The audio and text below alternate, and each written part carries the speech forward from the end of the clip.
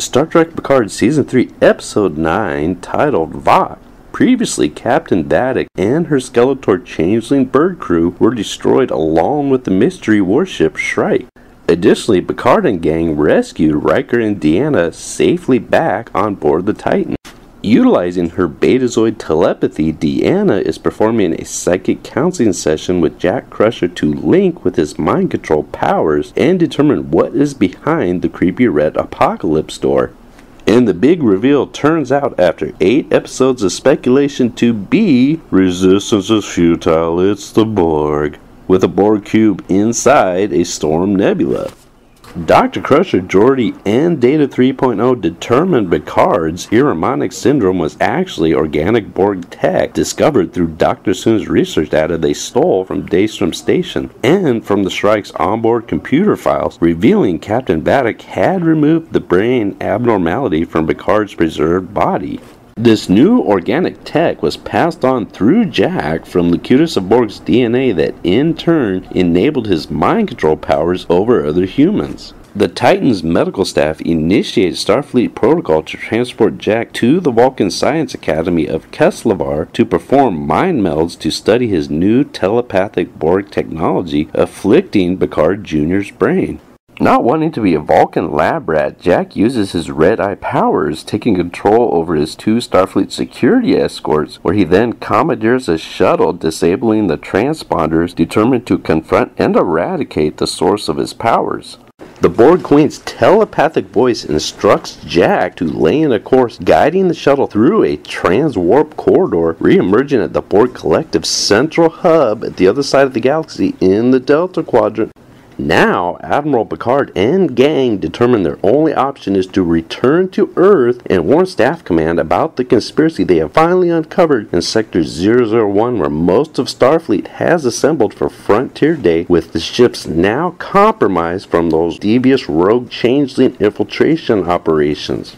Fleet Admiral Fast Track Shelby on board the Enterprise-F is showcasing the festivities while unveiling Starfleet's latest technological achievement of a fleet-wide synchronization enabling all ships to operate in unison as part of their new grand security protocol measures. Because that type of thing always worked out so well in Starfleet history, never leading to any cataclysmic malfunctions or failures. Back inside the Borg Transwarp Conduit Hub, Jack is beamed from the shuttle into the Queen version 4.0's chambers, where she designates him as Vok. Picard Jr. executes his plan to show his tormentor his true individuality, but the organic Borg DNA prevents Jack from discharging his phaser at the Queen, who then initiates the assimilation process through her Borg tentacles. This activates Jack's telepathic control signal, amplified through the Collective's mega transmitter array relay inside a transwarp conduit network to the Alpha Quadrant Sector 001 and the Starfleet Armada assembled around Earth for Frontier Day. Back on board the Titan, Geordi and Data 3.0 decipher the Borg organic data files, discovering the rogue changelings have been encoding the Locutus assimilation program in the transponder networks on board the compromised Starfleet vessels. So every time someone is beamed from a ship, their DNA was altered with the Borg's red tentacle anomalies, awaiting activation from Jack's mega source code telepathic signal link, but it's only compatible with crew members under the age of 25 when the brain's frontal lobe cortex has stopped development.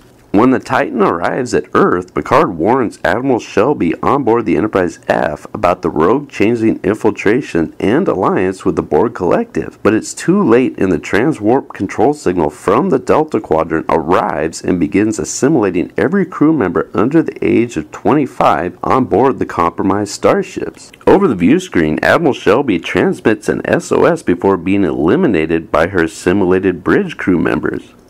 On the Titan bridge, both of Geordi's daughters are assimilated along with the Bajoran navigation and Hawaiian communications officer as the Borg DNA signal links with the new Starfleet synchronization program through Jack's mega telepathic Queen Collective, now controlling every Starfleet ship in Sector 001 and around Earth. Fleet-wide, the assimilated Borg Zipster crews begin systematically eliminating their senior cadre, and the Hawaiian ensign, now acting as a Borg Queen drone, takes command of the Titan, reporting the ship's assimilation to the Collective.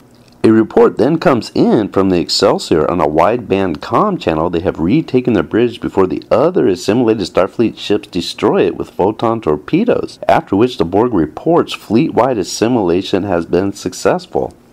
Picard and gang escape the bridge and, guided by Captain Shaw through a turbolift sub-level corridor to an unguarded maintenance deck, as they proceed to a repair shuttle. Borg Zipsters eliminate Captain Shaw before Picard and gang escape the Titan's docking bay en route to Athan Prime and Commodore LaForge's Fleet Museum. All the assimilated Starfleet ships now are in attack formation, targeting Earth's space dock and planetary defenses for elimination. Arriving at the museum dock, Geordi opens Bay 12 to reveal his pet project, Galaxy Class Starship, NCC 1701D. The Enterprise's saucer section was retrieved from the surface of Viridian 3 to avoid violating the Prime Directive. Over the past 2 decades, LaForge has been restoring the Starship with the secondary hull drive section and nacelles from the USS Syracuse attached with the recovered Enterprise saucer section. The ship's analog systems are incompatible with Starfleet's new synchronization mainframe network. We also learned from Geordi why they couldn't use the Enterprise-E from when Worf borrowed the ship for a Klingon blood wine commemorative ceremony.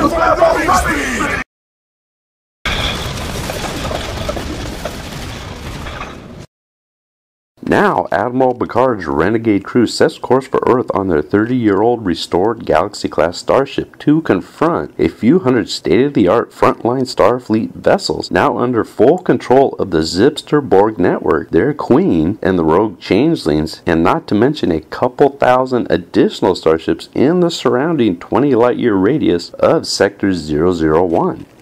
Admiral Picard literally has gotten all of Starfleet wrapped up into a ginormous pickle this time, and to think that it all boils down to a single decision about an individual Borg named Hugh some 30 years prior.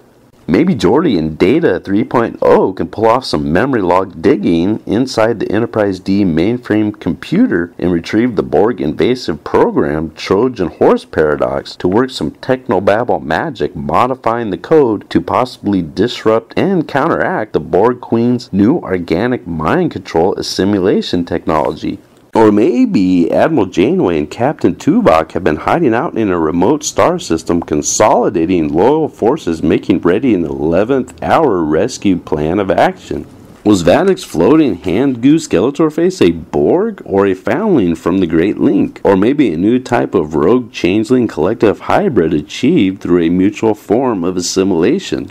Was the Shrike a Dominion warship or a stolen Romulan prototype warbird, or possibly originating from the Brain Confederacy? One thing I think that is for certain is that episode 10 of Star Trek Picard's series finale will have an action-packed and drastic ending. Thanks for watching, and always make sure to hit engage!